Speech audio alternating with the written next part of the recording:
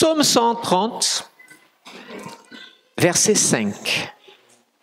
Vous l'avez dans votre Bible? Bon, comme c'est affiché, « J'espère en l'Éternel, mon âme espère, et je m'attends à sa parole. » Dans notre langage, espérer, c'est attendre. C'est ça? C'est lié aussi à l'espérance. Toujours d'accord? Mais le terme est beaucoup plus que ça. C'est pas simplement ce qu'on attend, mais c'est surtout la manière dont on attend. Quand on dit « j'espère en l'Éternel », comment on espère en l'Éternel? D'après ce contexte de cette parole, et peut-être on va lire d'autres passages que je vais citer à fur et à mesure, et elles vont être affichées à mesure que notre sœur trouvera, on va s'adapter. Le mot qui convient le plus pour celui qui espère, c'est le mot silence et quiétude.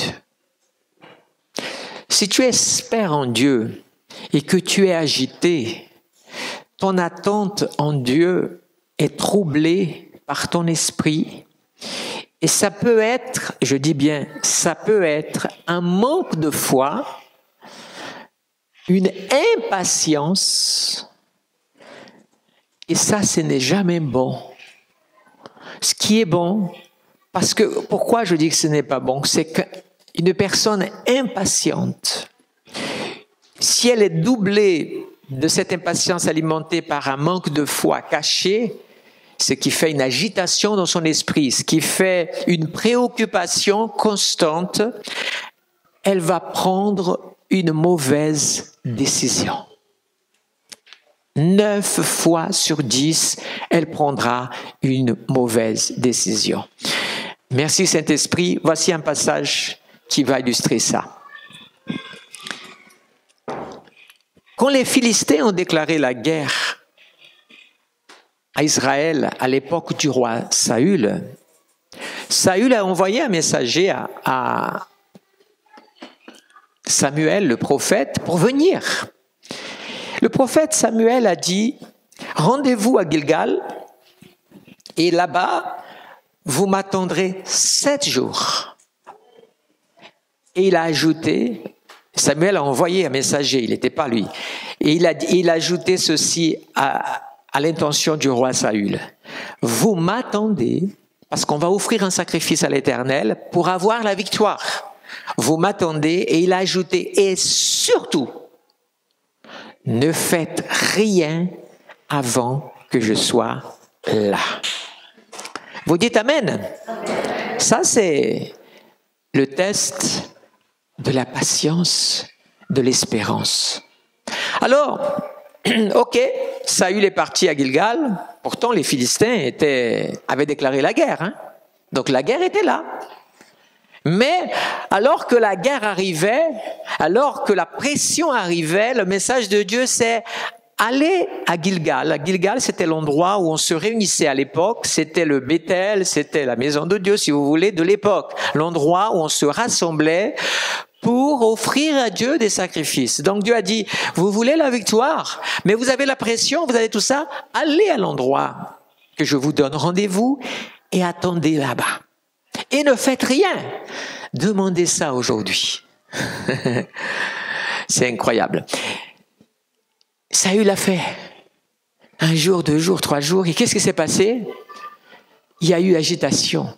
L'armée a commencé et la pression, mais il faut qu'on fasse quelque chose. L'ennemi va attaquer et tout ça, et tout ça, et tout ça, et tout ça. Et même il y a eu des déserteurs. Alors, Saül a... En plus, le prophète, pour une raison qui n'est pas marquée dans la parole de Dieu, était en retard. Alors, ça c'est compliqué. Là, je veux dire, bon, ok, il me dit d'attendre, je veux bien. Mais si en plus, il tient même pas parole, quoi, et il n'arrive pas à l'heure. Vous savez, il y a des gens, ils sont des maniaques de la montre. Moi, par exemple, je suis un maniaque de l'heure. J'aime être en avance, j'aime pas être à l'heure, j'aime être en avance, c'est différent. Être à l'heure, c'est un art. Il faut vraiment avoir une espèce de calcul pour arriver à la minute près. J'aime être à... Pourquoi? C'est comme ça. Mais ça m'arrive d'être en retard pour des raisons qui, généralement, me dépassent. Le prophète était en retard. Alors, Saül, il a craqué. Et quand le prophète est arrivé, eh bien, la réprimande est arrivée aussi de la part de Dieu. Parce que vous n'avez pas eu confiance en lui. Donc, j'espère en l'Éternel. Ce qui est intéressant, c'est qu'il y a 2 fois espérer. C'est j'espère en l'Éternel, mon âme espère. C'est-à-dire que la meilleure façon d'attendre Dieu, c'est pas intellectuellement, c'est pas physiquement, mais c'est vraiment dans l'âme. Faire son âme rentrer dans une situation de confiance complète en Dieu. Amen. On va voir ça un peu. Le psaume 62, verset 1. 62. Je vais tourner les pages avec vous, comme ça vous pouvez vous exercer à retrouver les livres dans votre Bible. Oui, c'est vers Dieu que mon âme se tourne, écoutez bien, n'est pas encore là-bas, donc. Dans ma Bible, il dit en silence. Vous voyez, comme je vous ai dit, le mot silence est là. Oui, c'est vers Dieu que mon âme se tourne en silence. De lui vient mon salut. Est-ce que vous êtes conscient que quoi que vous fassiez, quelle que soit la situation que vous puissiez affronter dans votre vie, plus elle sera compliquée, plus elle sera difficile, plus c'est de Seigneur que viendra votre salut. Amen. Par exemple, Job, quand tous les malheurs lui sont tombés dessus, il a fait quoi? Silence. Il a glorifié Dieu et le reste du temps, c'était le silence. Quand ses amis sont arrivés, il était malade, en dehors même de chez lui. Il était à se gratter avec des morceaux de vase cassés, tout ça, et à se gratter les plaies. Sa femme lui avait déjà tourné le dos. Ils n'ont pas divorcé, hein, soyez rassurés.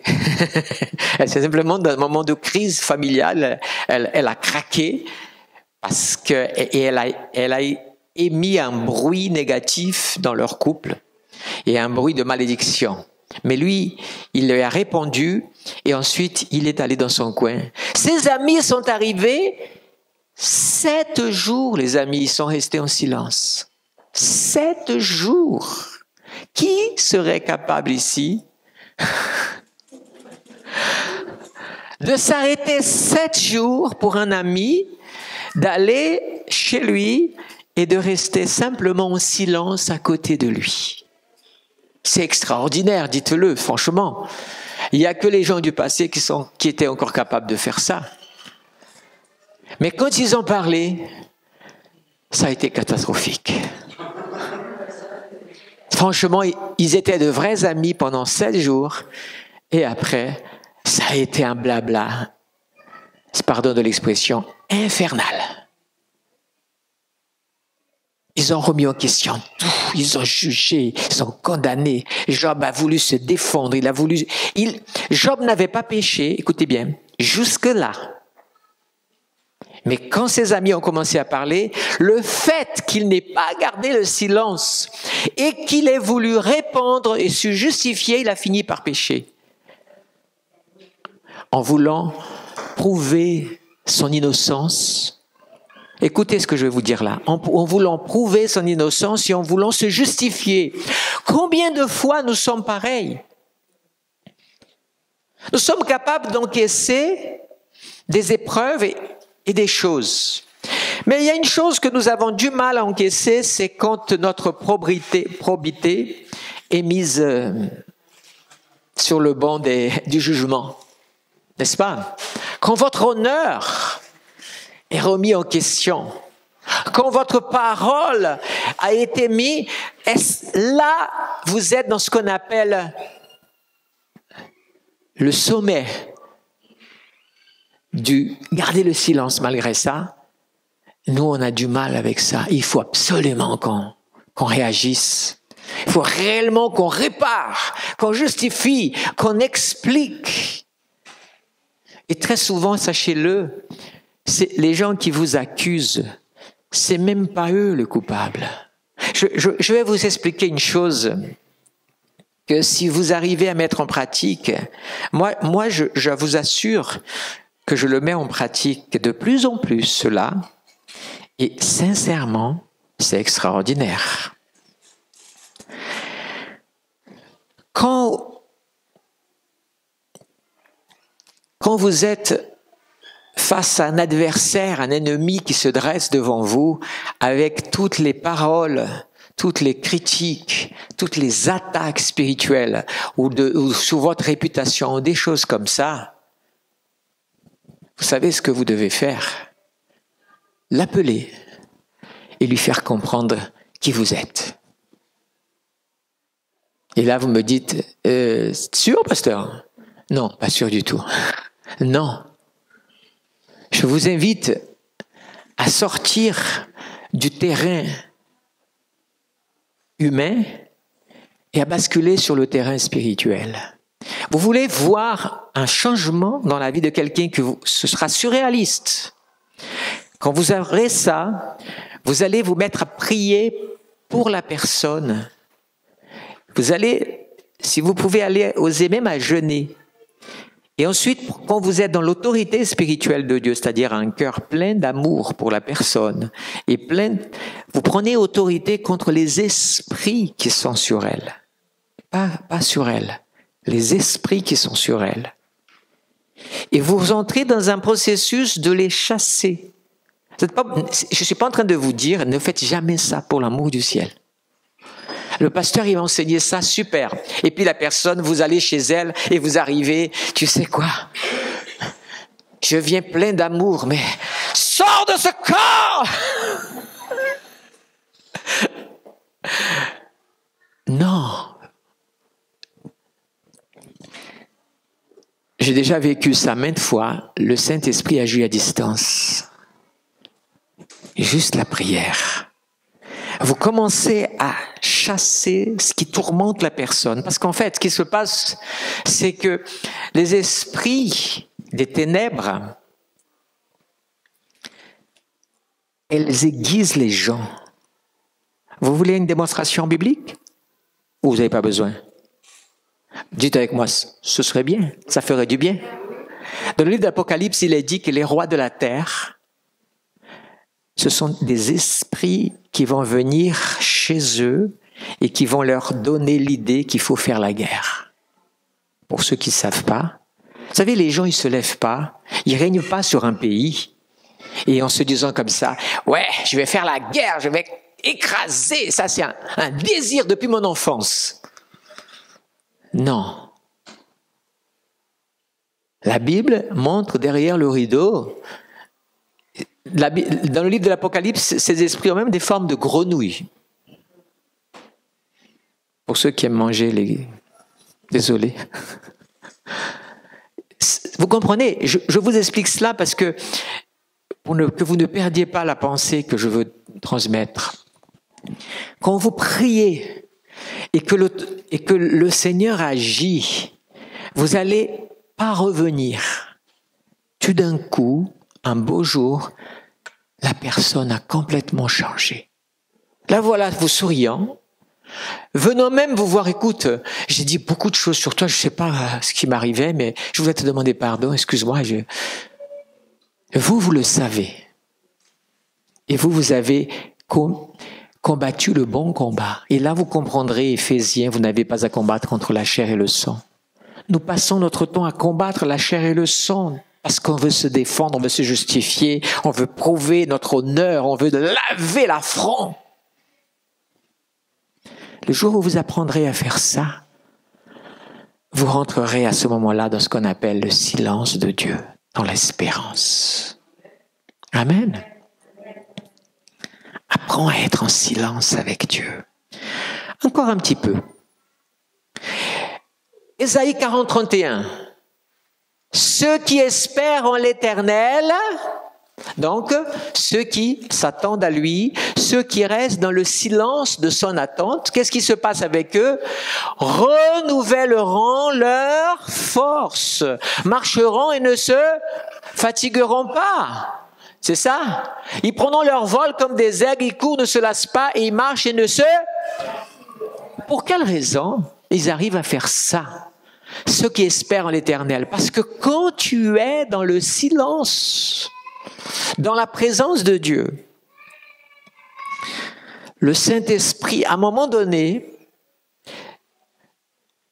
vous pouvez expérimenter la prière aussi, quand vous êtes tout seul, faire silence devant Dieu. Moi, depuis des années, j'aime, dans mon portable, ou tout appareil que j'ai, il y a des playlists. J'ai des playlists instrumentales, adoration profonde et fête. Fête, c'est quand c'est bon pour la voiture, c'est bon pour des moments. C'est des chants qui bougent et tout ça, ok. Mais quand je suis dans la prière, c'est pas celle-là que je mets. Je mets ces chants dans lesquels je vous assure que je suis très très exigeant. Parce que derrière chaque chanteur, c'est pas parce qu'il dit Jésus, Jésus, qu'il a une vie de sainteté et ça n'a rien à voir. Vous êtes capable de sentir. Quand j'entends un chant, mon âme se réjouit. J'ai dit, waouh, il y a quelque chose là dans ce chant, il y a une onction dans ce... Toi, tu es sélectionné. Et là, je vais vous faire rire. Et là, je me tourne et je dis, je te veux dans mon équipe. Ça fait des années que je n'ai pas regardé, mais je connais le concept. Hein. Non, mais c'est juste pour vous dire. Et je prends. Et il y a d'autres chants que le chanteur a fait, tout un pataquès. Quand vous entendez, mais c'est vide. Je ne prends pas. Pourquoi? Parce que ces chants deviennent une playlist. Et quand je suis dans des moments où je vais être en prière, du temps avec Dieu, je ne veux pas passer 1 heure, 2 heures avec Dieu, et bla, et bla, et bla, et bla. C'est pour ça que des gens ne savent pas prier longtemps. Parce que, comme leur prière, c'est forcément parler, c'est forcément dire, c'est forcément argumenter, c'est forcément se justifier, c'est forcément se lamenter, à un moment donné, même ton âme est fatiguée. J'ai tout donné. Arrête, laisse-moi me reposer, parce que quand tu te reposes ton physique, je me repose même pas parce que tu parles tellement. Et je vais vous choquer en vous disant que quand vous priez comme ça, c'est quand vous ennuyez le plus Dieu.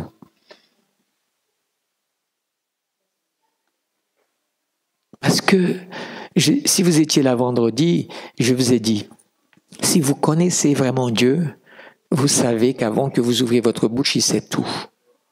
Ce n'est pas Dieu qui a besoin de vous entendre, c'est vous qui avez besoin de vous entendre vous-même. Je ne suis pas en train de combattre ici la prière à voix haute ou la prière avec la parole. Comprenez, je suis en train de vous parler d'une autre dimension qui est celle où un chrétien, il ne peut pas passer toute sa vie sur une ligne plate. Le ciel est un escalier ou un ascenseur, et même un ascenseur, ça respecte les étages. 1, 2, vous voyez, alors si vous prenez un gratte-ciel avec 40 étages, vous verrez les chiffres. Mais le but, c'est comme cette pub, qu'à un moment donné, l'ascenseur, il explose le dernier étage et vous vous trouvez parmi les étoiles. Une belle image de cette publicité. Vous oubliez tout le contexte de la publicité, mais vous comprenez ce que vous est arrivé pendant le temps de la prière. Vous avez franchi une étape. Et vous êtes dans le Saint des Saints. Amen. Prenons le tabernacle, l'ensemble. Le parvis, il y avait beaucoup de bruit. Amen. Il y avait beaucoup de gens qui étaient en train d'agir et travailler, ça s'agitait à droite. Ça, c'est le parvis. Écoutez bien, ça c'est le parvis. Donc ça veut dire que là, la foule était en dehors du parvis, les gens étaient en train parfois de parler, de discuter, donc il y avait un brouhaha terrible. Mais c'était un lieu de la maison de Dieu. Là-bas, les sacrificateurs se lavaient, ensuite ils offraient, immolaient l'agneau, versaient le sang, brûlaient, tout ça. Mais c'était bruyant cet endroit-là. Il y avait beaucoup de monde en action. Et puis, ça c'est le niveau 1. C'est celui de la prière quand vous faites, que vous êtes à l'église, vous êtes chez vous, vous êtes dans cette... Et vous parlez, ok. Aucune critique, c'est pas une critique. Hein. J'essaie de vous amener plus loin, c'est tout. Vous êtes bien là. Et puis, qu'est-ce qui va se passer? Quand vous rentrez dans la tente, vous rentrez dans le lieu saint, je vous assure, elles étaient très, très épaisses. Si vous regardez bien les rideaux, tout ça, tout le contexte, c'est vraiment épais. Vous savez, hein, c'était pas les rideaux de voile qu'on met à notre fenêtre pour l'été. C'est plutôt les rideaux qu'on met pour l'hiver. C'était au plus épais qu'ils fassent. Donc c'était très épais. Donc quand tu sortais du parvis et que tu rentrais dans le lieu saint, il y avait vraiment les décibels, ça tombait net. Il y avait déjà presque un silence total. Mais pas assez, puisqu'il y avait quand même un travail qui était fait par des sacrificateurs. Et là, ça veut dire quoi? C'est plus le même nombre, mais c'est un petit nombre qui était là. Alléluia. C'est quand, par exemple, du coup, on dit à l'église, on va faire une nuit de veillée. Et là, le nombre de chrétiens qui viennent passer la nuit de veillée n'est plus le même. Amen. C'est un triste amen que vous devez dire normalement. C'est la vérité. Quand il s'agit d'ailleurs, regardons nos réunions de toute église que ce soit, sauf à Bethel, où Dieu merci, on a une, je dis pas que nous sommes les seuls, hein, le mardi, on est parfois très nombreux, hein. On a un pourcentage de présence dans l'église et ça c'est un travail de l'esprit dans vos vies et nous avons cela le vendredi pour l'étude biblique. On est assez nombreux. Hein. Vendredi on était à peine moins nombreux que vous ici. Vous voyez? Vous qui étiez là, amen ou pas? Alors, mais le dimanche, voilà. Mais il y a des églises, j'ai déjà entendu tellement de témoignages des frères et tout. Vous avez la campagne d'évangélisation. On a invité 50 invités. L'autre jour, j'ai vu là quelqu'un m'a partagé quelque chose sur Toulouse. Il y avait un événement. Quand j'ai vu la liste, il y avait plus de place tellement il y avait de monde qui est invité pour intervenir de plusieurs pays dans le monde. Bon, humainement parlant, je dirais effectivement, c'est fabuleux. Espérons que les fruits vont être extraordinaires. Si après cette campagne, on peut dire que il y a eu 50 âmes au moins qui se sont converties, je dis ça, c'est une réussite. Par contre, si c'est juste les chrétiens qui se sont fait du bien pendant tout un week-end et que ça a été extraordinaire, ils sont tous partis avec tous les frissons et les expériences, je dirais pas que c'est un échec, n'exagérons pas non plus. Mais c'est pas peut-être ça que le royaume de Dieu attend de son Église. C'est les âmes, amen. Mais bon, c'est plein de monde. Pourquoi? Et c'est très bouillant. Pourquoi? Parce que c'est le parvis. Je sais que je dis ça, ça enregistre, ça va être mis après en ligne, le message. Bon, je n'ai pas demandé, mais je vois la lumière, donc je sais que ça va être enregistré. C'est très bien, il n'y a pas de souci. Je sais que beaucoup peut-être me diront, ouais, mais c'est très légaliste ce que tu dis. Non, non, non. N'écoute pas avec les oreilles humaines. Laisse l'Esprit de Dieu toucher plus ton cœur. Dans le lieu saint, il y a moins de monde, moins de bruit, et du coup, il y a plus d'attention et de respect. Amen. Mais là où ça doit être le but de chacun d'entre nous, parce que combien de chrétiens vont dans le Saint des Saints? 1 sur 1000. Vous saviez? Parce que si on arrive à sortir du parvis dans le temps de prière et aller dans le lieu saint, c'est une grosse victoire. Alors je vous assure que pour aller dans le Saint des Saints, c'est plus une victoire. c'est un accomplissement spirituel dans la vie. C'est là qu'il y a les révélations de Dieu. C'est là où des choses se passent. Mais dans le parvis, il n'y a plus qu'un seul qui va. Et il ne va même pas tous les jours. Hein. Et ça c'est l'ancienne alliance, sauf que nous ne sommes pas dans l'ancienne alliance. Ces choses-là sont l'image. Nous sommes dans l'alliance où vous tous êtes invités à rentrer dans le Saint des Saints.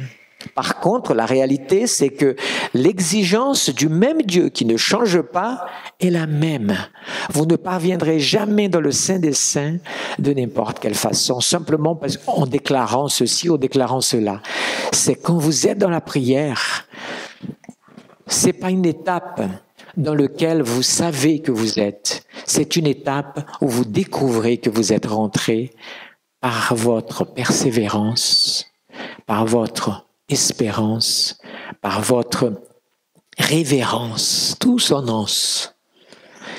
Et l'Esprit de Dieu vous fait avancer. Et vous voilà dans un lieu où tout d'un coup,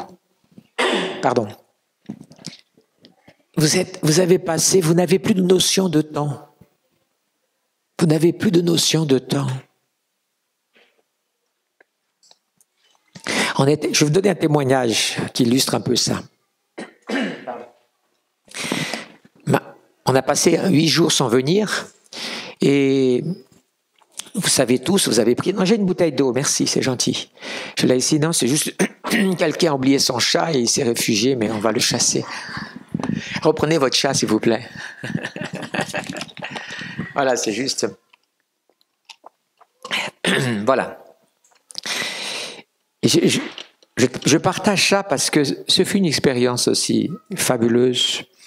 Vendredi, pas de cette semaine, la semaine d'avant, on était en train de se préparer pour venir à l'église comme on le fait chaque vendredi ici, dans le jeûne de l'église. On passe jusqu'à 14h, on reste à l'église. On reçoit, vous savez, on reçoit ceux qui veulent venir passer un temps de prière ou veulent... En tout cas, on est là. Marlène a commencé à sentir une faiblesse, envie de vomir, enfin, frisson, la totale, ça lui est tombé comme ça. Et du coup, on avait, je crois, le Marc-Ange avec nous, non? Marc-Ange était avec nous, le petit, donc on s'est dit, bon, on va pas pouvoir y aller, j'avais pas de rendez-vous fixé non plus. Et elle est rentrée vraiment dans un état de santé qui s'est dégradé très, très rapidement. Elle s'est retrouvée au lit, sous la couette et tout, froid et tout. Je prenais sa température. Il y avait une chaleur, mais le thermostat n'identifiait pas comme une fièvre. C'était autour des 37. Alors, je sais compter les plus 5. Hein. Et ça, mais son état. Et puis, je l'ai laissé, tout ce qu'elle avait besoin, je l'ai laissé. Et il s'est passé quelques heures. Et je vais vous partager ça parce que c'est en accord avec ce que je vous partage aujourd'hui. Et j'espère amener quelques-uns d'entre vous à franchir ça pour votre vie spirituelle. Qu'est-ce qui s'est passé? J'étais tout seul, Marc-Ange, j'étais tranquille. Non, il était parti, c'était à midi, hein, il est parti à midi, donc son père est venu le chercher. Je suis resté seul, alors j'ai mis une vidéo pour écouter un message qui m'avait interpellé, un titre, et j'étais en train d'écouter, et puis tout d'un coup, j'ai commencé à penser tout ça sur la question de l'importance. Et c'est venu vraiment de mon cœur, cette pensée de l'importance qu'on donne aux choses. Quand vous allez, par exemple, je sais pas moi, je vais dire des bêtises comme ça, vous allez à la CAF, vous allez à la NPE, vous allez à la préfecture, si vous devez faire un document, vous êtes pas de nationalité du pays. Je me rappelle de la Guyane, par exemple. Je vais donner l'exemple de la Guyane. À la préfecture, la queue à la préfecture pour avoir un récépissé. Je ne sais plus aujourd'hui, ça fait 18 ans que je ne suis plus, mais je me souviens de l'époque, il m'est arrivé parfois très souvent d'aller pour interpréter des gens et tout ça, donc on était au courant. Parfois la préfecture ne recevait que 10 personnes, donc les gens venaient à 10 heures du soir d'avant et ils faisaient la queue. Et passaient la nuit à faire la queue pour avoir la chance d'être un des 10 à passer. Et ça ne garantissait pas qu'il était déjà arrivé avant. Pour illustrer quoi? Que quand nous avons besoin de quelque chose, nous savons faire la queue, nous mettre sur une file d'attente et attendre. On a déjà vu des endroits, par exemple, où les gens n'ont pas à manger et tout ça, et ils vont faire, je sais pas, le Resto du Cœur ou Croix-Rouge, Secours populaire, Secours catholique, tout ça. La queue, les gens attendent. S'il faut attendre 2 heures, 3 heures, 4 heures, ils vont le faire parce que c'est leur nécessité. Et ils croient que là où ils vont, ça va répondre à un besoin. C'est vrai ou pas? J'avais cette pensée et tout d'un coup m'est venue cette pensée. Pourquoi nous, quand on va prier au Seigneur pour demander quelque chose, pour combattre pour quelque chose qui est tellement important, pourquoi nous ne faisons pas de la même manière? Nous ne patientons pas devant Dieu. Et en même temps que je disais que c'est venu de mon esprit, c'est venu, Marlène est malade. Et là, je dis, bon, ben, je vais me lever. Et alors, forcément, maintenant, dès que quelqu'un est malade, surtout avec tous ces symptômes-là, on pense quoi? Voilà, vous avez compris. Donc, ok. Moi, j'ai fait quoi? Je dis, j'ai senti dans mon cœur, il faut que moi, je mette ça en pratique. Et maintenant. Alors, je vais aller prier pour elle. Et je suis allé dans la chambre, vous savez, elle savait pas, elle était, j'ai levé comme ça, je dis, je vais aller prier et je ne sortirai pas tant que j'aurais pas vu un résultat. C'était un défi entre ce que je comprends et ce qu'aujourd'hui je peux prêcher. Je l'ai d'abord. Alors, je suis allé, c'était toujours, la température était là et maux de tête aussi, hein. C'est ça, maux de tête, tout ça. Et donc, j'ai commencé à prier. Mais vous allez prier pour quelqu'un qui va faire quoi? Pour sa guérison. Vous dites, allez, vous prenez 10 minutes, vous priez, puis après, les paroles, vous allez répéter, hein. Vous êtes d'accord ou pas? Allez répéter les mêmes mots et repartir. Donc, du coup, c'est là où je comprends la prière en esprit. Et j'ai dit, je vais basculer maintenant en prière en esprit, je vais rester en prière en esprit. Je crois que j'ai battu mon record de temps de prière en esprit, en langue, si vous préférez. Je ne sais pas. Marlène m'a dit plus tard, j'ai dormi, je me suis réveillé, tu étais là. David est arrivé du travail et à un moment donné il a ouvert la chambre, il a tapé ouvert la chambre, il a regardé et j'étais là en langue. J'étais à genoux, j'étais assis, mais c'est un combat là-dedans pour que vous arrêtiez. C'est un combat là-dedans. Mais j'ai dit non, je n'arrêterai pas. Alors le comble d'un combat, c'est quoi? C'est que l'ennemi, il agit. Alors, on a un super thermomètre, depuis on est bien équipé en ça, hein. Et j'avais de temps en temps, en prière, j'ai pris sa température. Et là, fièvre. Je dis, hein? Et je prie à la fièvre qui arrive. Je prie, et un bon moment encore, aucune notion je prends la température, c'était monté. Et je continue à prier, je prie et prie, je prends la température, c'est encore monté. Et à la 3e fois ou 4e, je sais plus, ça faisait du presque 40 degrés déjà qu'elle avait, tout calcul déjà fait, hein, établi dans la mathématique. Et là, tout d'un coup, quand vous êtes comme ça, vient autre chose encore dans votre cœur. Parce que d'abord, j'ai persévéré. J'espérais en Seigneur, mais j'ai persévéré. Et j'ai dit, mais non, mais vous savez la colère? Cette colère qui n'est pas la colère du péché, mais cette colère qui dit non mais c'est quoi ça? Et si tu crois vraiment, de nous deux, c'est toi qui vas être obligé de lâcher l'affaire, parce que moi je resterai ce qu'il faut. Et en même temps, mon esprit, au fond, disait, t'es sûr que tu vas tenir pendant des heures et des heures? J'ai dit, je veux pas savoir, je n'entendais même pas ça. Et je suis resté. À ce moment-là, c'est là où vient l'intervention de Dieu. Là, je sais que si je suis pas allé au Saint des Saints, mais je suis allé, j'ai frôlé la porte. À ce moment-là est venue une chose que j'ai jamais fait avant. Couche-toi, prends-la dans tes bras et embrasse-la, tout en priant. Et je dis, ouais, mais quand tu vas l'embrasser, tu as vu la température, ça va être chaud là. Tu n'as pas peur que la fièvre te passe à toi? J'ai dit non. Mais vous savez, c'est des milliers de secondes, ça passe. Tu pries en langue et tu combats là-dedans. Et même tu dis non. C'est ce qui est en moi qui va chasser la température qu'elle a. Je sais très bien. Et j'ai corrigé. À un moment donné, tu sais, je prie pas pour la fièvre. La fièvre, tu t'arrêtes. Non, non. Ton intelligence, elle est toujours là. J'ai dit tout ce qui est la cause de cette fièvre. Va-t'en. Physique, spirituel, ça m'est égal. L'idée, c'est d'arriver à un résultat avec Dieu. Au moment où j'ai fait ça, j'ai dit, ouais, c'est pas... Et mon cerveau fonctionne beaucoup en Bible, hein, très souvent, hein, la plupart du temps. Et j'ai dit, je vais l'apprendre moi, mais j'ai jamais fait ça. Et tout d'un coup, je dis, tu te rappelles pas c'est Élie, je crois. Élie. Il a déjà eu, bon, il était mort, hein. Il était mort.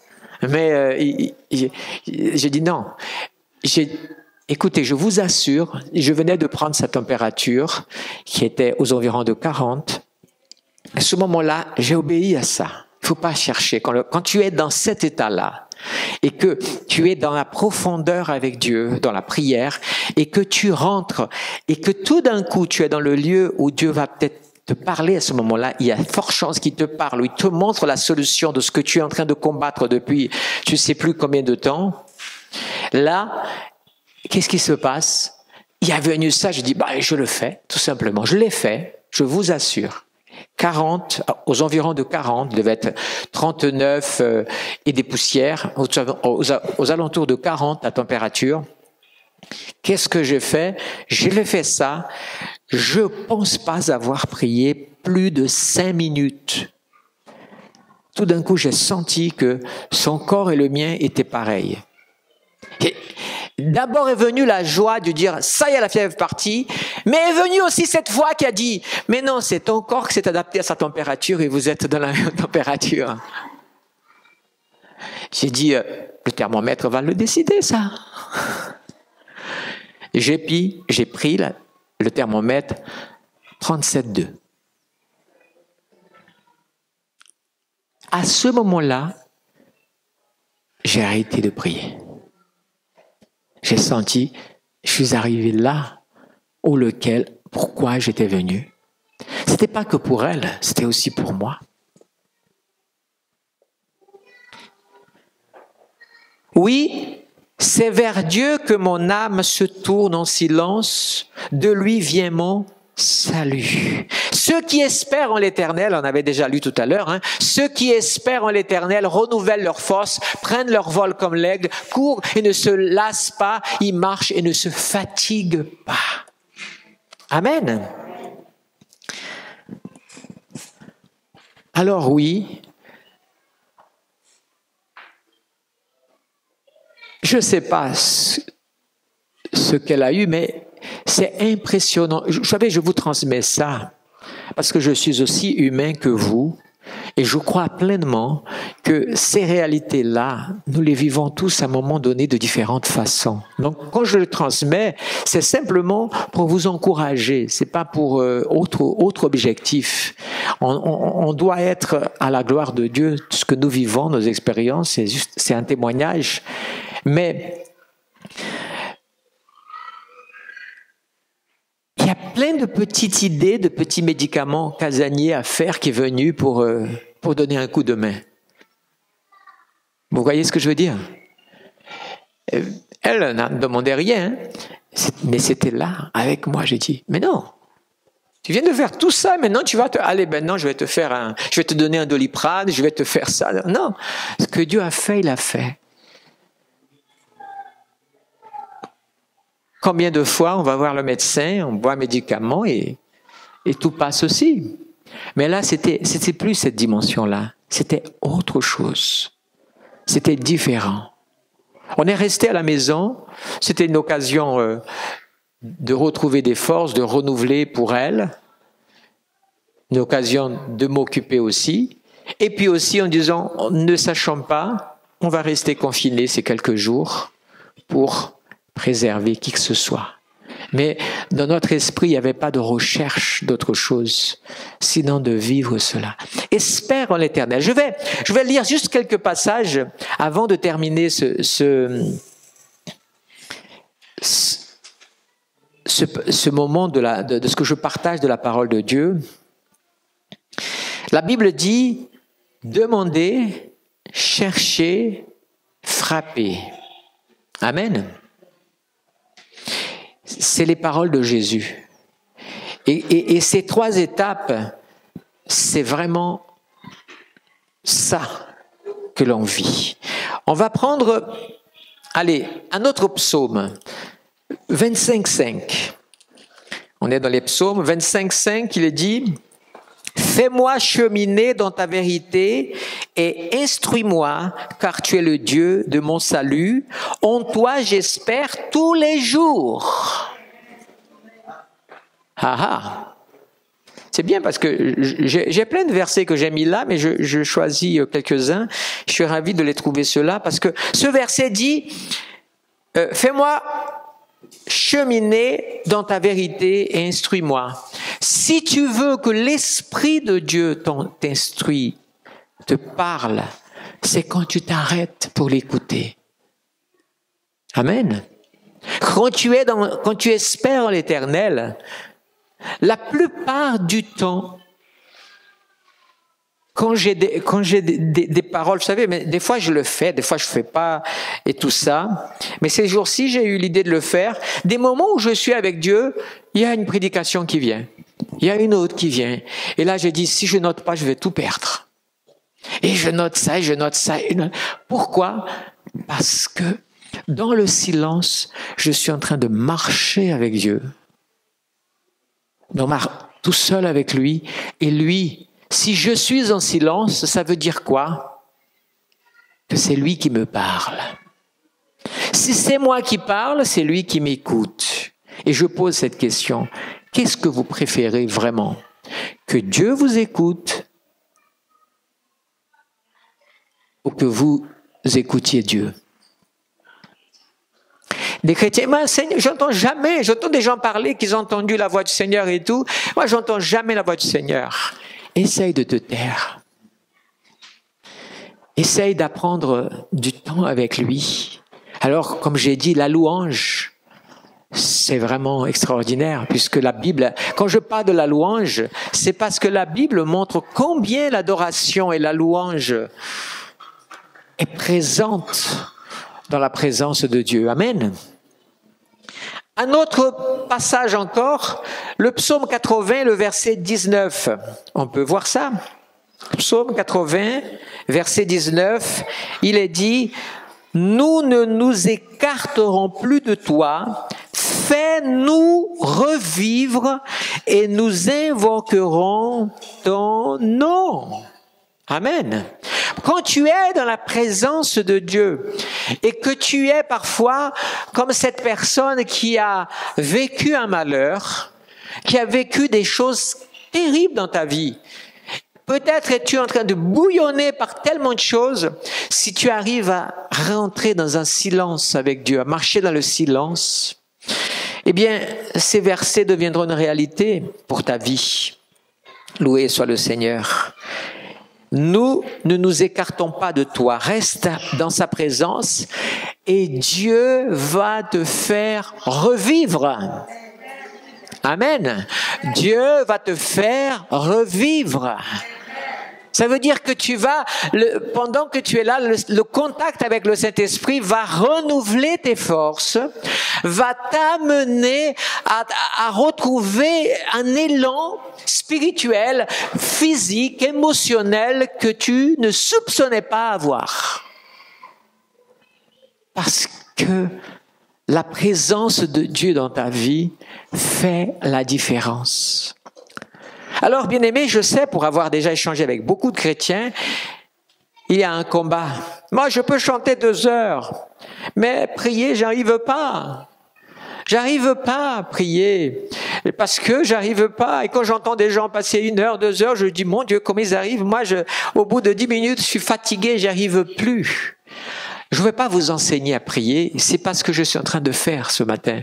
Il y a des dizaines de livres qui ont été écrits sur la prière et pourtant les chrétiens n'ont pas pourtant appris. Parce que la seule chose que je peux vous dire, c'est dépendez de Dieu. Amen. Arrête-toi tout simplement. Jésus n'avait pas de temps. C'est vrai ou pas? Jésus avait un agenda plus chargé que moi et la vôtre. Vous êtes d'accord ou pas? Il était, et pourtant, il était Jésus. Amen. Il est Jésus. Je parle son temps sur la terre. Qu'est-ce que nous apprenons? Que Jésus partait le matin, la nuit, tout seul, pour rester dans la présence du Père. Amen. Vous vous souvenez de la montagne de la transfiguration? Il a amené 3 de ses disciples. Quel est le premier obstacle de la prière quand on est dans le silence avec Dieu? Le sommeil.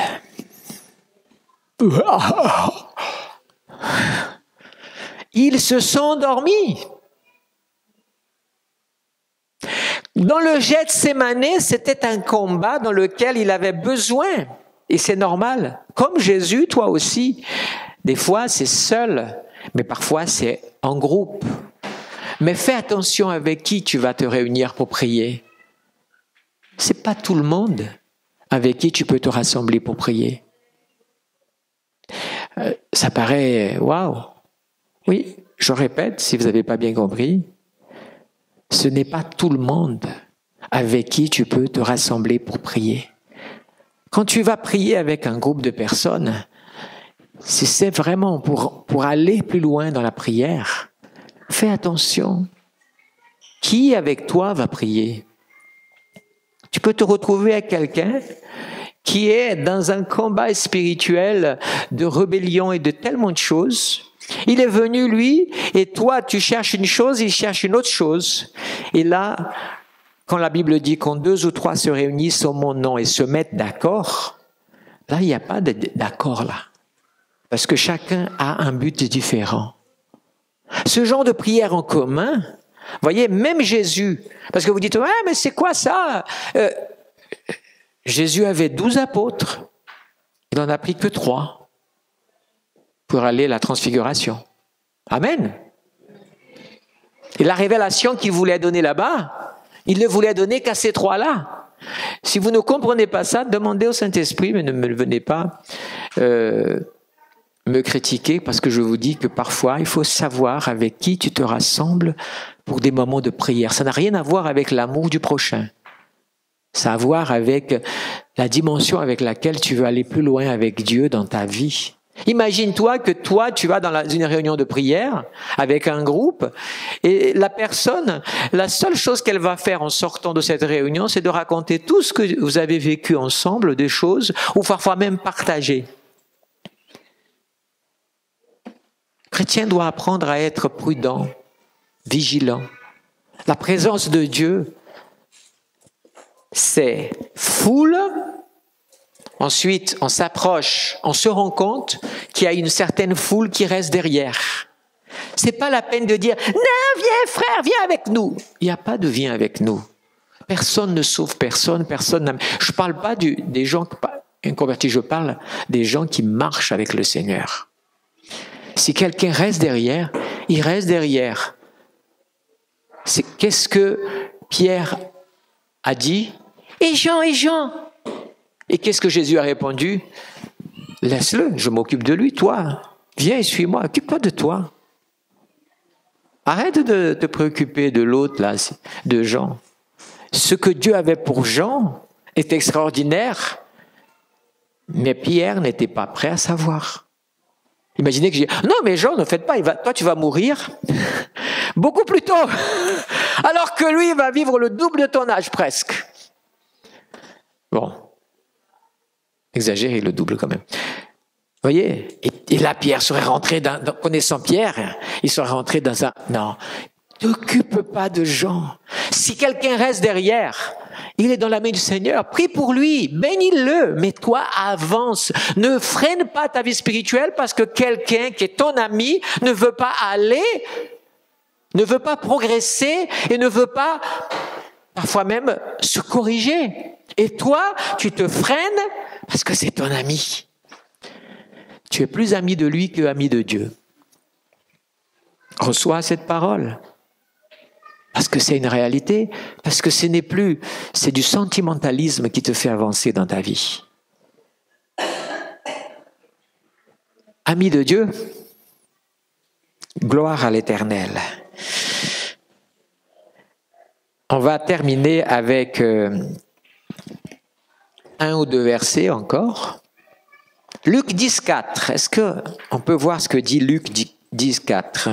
Je découvre avec vous, j'ai les versets, mais 10, 4. Ce que je vous partage aujourd'hui, 10 et verset 4. Ne portez ni bourse, ni sac, ni sandales, et ne saluez personne en chemin. En fait, ça illustre ce que je viens de vous dire. Vous comprenez? Quand tu as une mission avec Dieu, ou quand Dieu te donne une mission,